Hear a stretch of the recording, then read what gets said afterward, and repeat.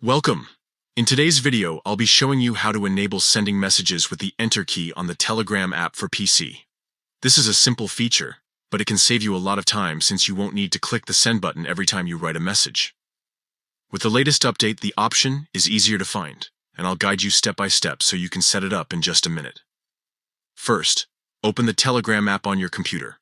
Once the app is open, you'll see the familiar layout with your chats on the left side and active conversations on the right side. At the top left corner, look for the three horizontal lines. This is the main menu icon, and that's where you'll find most of the settings. Go ahead and click on those three lines. Next, a menu will slide out with different options. From this menu, select Settings. This is where you can manage your account preferences, privacy options, and all of Telegram's appearance and chat features. From the Settings menu, choose Chat Settings. Inside Chat Settings, you'll see several options related to how your messages and conversations look and behave. Scroll down until you find the section labeled Messages. In this section, there's a setting called Send with Enter. By default, it may be turned off, which means pressing Enter just creates a new line in your message.